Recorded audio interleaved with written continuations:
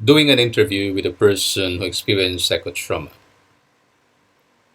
So, what exactly are you going to do to interview a person who experienced psychotrauma?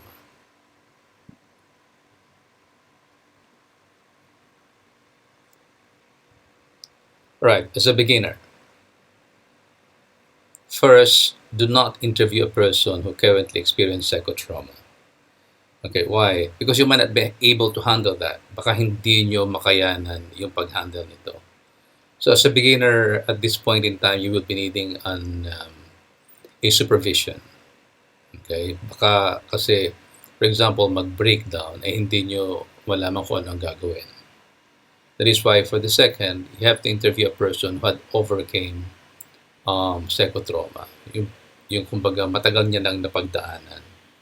So the very intention of the project is to really understand what exactly happened to the person, just to make sense of what we were discussing in the class. So para maintindihan natin ang iba-ibang cases na nangyari sa isang tao na dumaan sa isang very traumatic event psychologically. And the third is to disclose the purpose. So sabihin ninyo ang dahilan. Right? So ito ay may kinalaman sa ating pag-aaral, ito ay isang exercise natin na malaki ang tulong nito para mas maintindihan natin for example in the future when you become a certified psychologist or licensed psychologist na mas makakatulong kayo sa mga tao na dumaan sa ganitong karanasan. Okay? And four, to provide the questions ahead of time to make the person comfortable. So para maging komportable lang ang isang tao na interview nyo, so send them the questions ahead of time and don't go beyond the questions. So kung ano yung questions na nandoon sa list ninyo na pinadala nyo doon sa tao, stick with that. Okay? Para hindi ma-surprise yung tao. But at the same time also, when you send the question, so medyo nakakapag-prepare. So ideally, you want the person to be more candid, to be more spontaneous. But to safeguard any eventualities, baka kasi mamaya magkaroon ng breakdown, maski dumaan na sa matagal na panahon yung karanasan.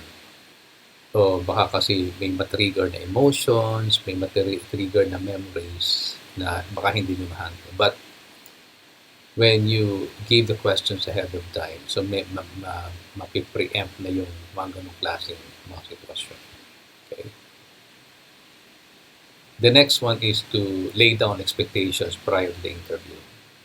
So, mahalaga na hindi lang yung intention ninyo, yung goal, ang nakalatag, pero at the same time also, maintindihan niyo yung expectations ng tao na interviewin ninyo.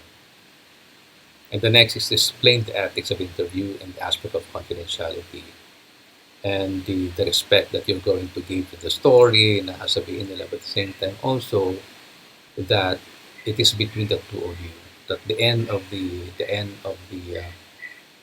interview, pag natapos na ito, ay kung ano man yung na-record, ito ay sisirain na walang makakaalam nito. Okay? At hindi ito lalabas within that activity of interview. The next one is ask permission if you audio record or video record interview. So kung ang intention nyo ay tawag dito ay ma-record lahat ng pag-uusapan ninyo, mag-ask muna kayo ng permission. Kung pumayag, okay. Kung hindi, huwag niyong pilitin. So kinakailangan yung mag-take notes sa interview. Then, sign an agreement contract. So dapat merong papel na pipirmahan to protect you and to protect also the person that you're going to interview. So dapat merong kontrata, meron kayong agreement. Okay? So that's the basic guideline that you needed to understand as a beginner in an interview with a person who experienced psychotrauma.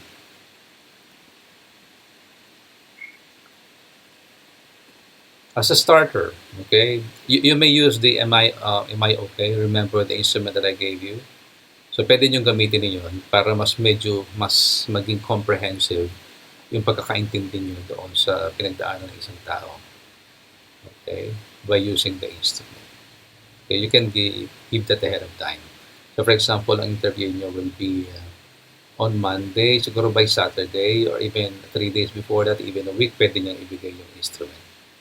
Then sabihin nyo lang kung kailan nila pwedeng ibalik sa inyo in their most convenient time.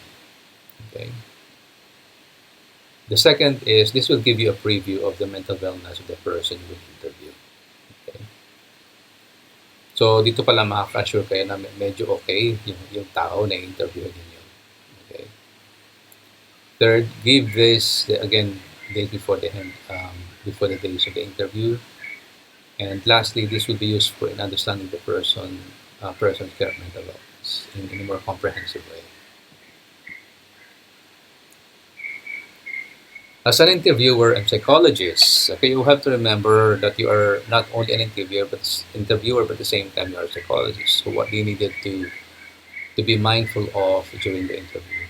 First, you have to focus on your goals. Do not go beyond your goals. So ang goal nyo lang ay mag-interview, hanggang doon lang yun. Okay, huwag na kayo magdadagdag ng pang goals. So focus on your goals. And second is focus on your questions. Do not add any other questions. Baka may maisip kayo na gusto nyo itanong. So do not go beyond that. So remember, you will be giving the questions ahead of time. So do not surprise your interviewee with a very surprising questions. Okay? Baka magulat sila. At baka hindi rin kayo maging handa kung ano man ang sasagot nila. Listen with your body, mind, heart, and soul. You have to be there. You have to be present. So it might happen that during the interview, meron kayong mga concerns. So focus on your interviewee. Okay? Sometimes people are very, very sensitive of your presence. So listen with your body, mind, heart, and soul. Listen with your eyes. Do eye contact. Okay? Huwag naman tutok na eye contact. Just as a normal eye contact. But at the same time, the gestures, your body language, yung mukha ninyo, kung paano kayo makinig. You have to be naturally attentive to what is happening. Listening to the words, listening to the body. So, ang pakikinig ay hindi lamang doon sa salita na sasabihin, pero pag importante rin na maging observant din kayo sa mga body languages. Because sometimes, may mga sinasabi, for example, na masaya siya, pero makikita mo naman sa body language niya na parang may ibang nangyayari. That is exactly the opposite of the words being told to you. Alright? And you just have to be very, very empathic in terms of your presence, your listening. But you just have to be very natural, okay, in the way you approach them. Hindi naman parang tutok na tutok kayo, okay? Parang nakagwarda pa siya lang ng gawin. Just have to be, a normal conversation. And when you're writing down notes, okay, do not distract the interviewee. If you are recording, no need to write down notes. But if you are not permitted to do the recording, of course, you will be doing writing down notes. Kapag kayo ay nag-write down, huwag parang nakaharap ka doon. It has to be very, very natural. Parang ano lang yan eh. Parang hindi siya yung focus ng interview. Kasi ma-distract yung in-interview nyo doon sa pag-take down nyo ng notes. So, parang pasimple lang yung pag-notes. And jot down the most important thing. And again, at the end of everything, you have to, you have to rely on your memories. So, importante lang ino-note yung pinaka-salient, pinaka-importante. Okay. Then, do the follow-up questions or paraphrase your understanding to clarify thoughts. So, there are times, just for example, may mga bagay na sinasabi sa atin na don't assume. Kasi minsan, kapag tayo nakikinig, nag-assume tayo na naiintindihan natin. Okay? So, we have to clarify things. Just for example, ano ba ibig sabihin nun? Can you elaborate more what you said, for example, about, let's say, fear? You mentioned about fear. Fear about what? Yung mga ganong klaseng tanong. Just simply to pursue on something that na pwede pong maintindihan ng mas malalim o mas malawak. Okay? And sometimes you need to paraphrase just to emphasize na pareho kayo ng thought process o pareho yung pareho yung pagkakaintindi mo doon sa sinabi niya. Kasi there are times mag-iiba yung interpretation mo against doon sa sinabi ng tao. And the next one is when strong emotions are triggered. Okay? Baka kasi sabihin natin na matagal na nangyari, mukhang okay naman siya. Because for some people kasi baka pag mayroong na-trigger na emotion dahil doon sa narrative na sinasabi, okay, baka bigla na lang umiyak. So pag nangyari yun, then hopefully hindi mangyari, mag-pause lang kayo. Mag-pause. Okay? And do not ask follow-up questions. Huwag ka nang gawa ng follow-up questions. Just pause. Okay? Just kung umiiyak siya, then allow her or allow him to cry. Okay? But do not do follow-up questions. So, and after that, tatanungin mo yung tao kung gusto niyo pa magpatuloy. Okay? So, huwag mo nang pilitin. Kung hanggang doon lang siya natapos, hanggang doon lang siya. Okay? But that will be a very significant data. So, pwede mo masabi na maaaring matagal na nangyari, pero meron pa rin palang sakit na naiwan. Okay? So, at that point, maaaring you are not in the position to pursue the interview. So, tigil na. So, pause muna. Then, for example, pwede namang mag-breathe in and breathe out muna. The exercise of breathing in and breathing out. Then, terminate the interview. Okay? Pero kung gusto pa niya, okay pa siya, di ipagpatuloy ang interview. Then, the next one, if the person needs help, for example, na-mention ng tao na gusto niya pa ng tulong para matulungan siya, maintindihan ng mga bagay-bagay, then you can refer the person to me or to anybody na nakilala niyo, na sa palagay niyo makakatulong sa tao na yun. But not you. Okay? But not you yet. Okay? So, you have to be clear about that. Okay, so nandun kayo for the interview. You're not there to give any interventions or anything whatsoever. So the only focus that you have is the interview. Okay. Again, for number 8, take notes. You will only interview. You will not give intervention. Period. Even if the client will be asking kung ano yung mga pwedeng gawin, so do not answer that question. So the safest way is to refer that person to me or to any professional. Just simply say you are not yet in the position to give any kind of help or intervention, but you know somebody who would be in the position to help her or help him in a more positive and productive way.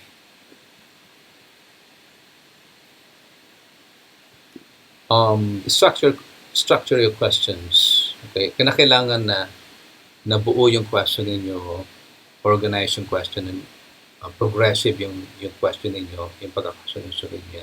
Okay? Para alam na alam mo yung takbo ng maaaring mangyari doon sa interview. Okay? So you have to clarify that first before you jump into the interview. And now, you may use the pagdadala model as a structure to extract narrative. So there's another video that will be explaining what pagdadala model is all about in structuring the narratives of a person in an interview. Then the second is the goal is to allow the person to tell a story about her experience. Okay? So make it kwentuhan lang. Para alam mo, pag nagkikwentuhan lang parang magaan, rather than just parang you're a clinical psychologist doing the interview. So make it just like a very relaxing kwentuhan with the person. Okay, para miski nagsasabi siya ng sabihin natin masakit na bahagi ng kanyang karanasan, ay kwento pa rin ito. Parang nagkwento lang, nagnanarrate lang. Rather than just making it a very, very clinical way of listening to the person, interviewing the person. Parang lang, very casual way of talking to the person. Now, how to begin the interview? So, when you see the person, whether you are seeing the person face-to-face or online, first make the person comfortable with words and gestures like, kamusta ka? Okay, so how are you doing? Okay, how's your day? Blah, blah, blah. Okay, and at the same time, also your enthusiasm, your excitement to see the person. Okay, the second is to thank the person for agreeing to be interviewed. So, show how delighted you are, how how happy you are, how excited you are to see the person. Okay. And the third is to review the goals of the activity and the aspect of confidentiality and the agreement. Okay. So, importante yan. Para ma-review lang yung, although napag-usapan nyo na ito, importante lang at before you set into the interview, so review all this process, the goals of the activity and the aspect of confidentiality. Okay. Now, how are you going to end? First, thank the person for the trust, the story, and time. Okay. Second is to assure the person about the confidentiality, right? And the third is you may refer the person to me or any other professional kung inarticulate ng tao yung gusto niya na may makausap pa. Pero pag hindi naman sinabi ito, so wag mo nang i-offer yon. I-offer mo lang yon kapag nagsabi siya ng sa tingin ko kailangan ko pa ng tulong. Alright? Then last is give a small, cheap, hindi mamahali. You don't have to spend for it. Okay? A very meaningful token to show your appreciation for the interview. Ano na parang, you know the culture of Filipinos, you know, our way of showing our gratitude to the person. Right?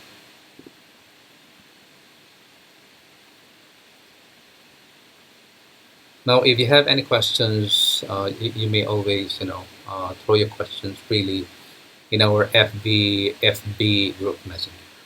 Okay. So thank you so much and be well.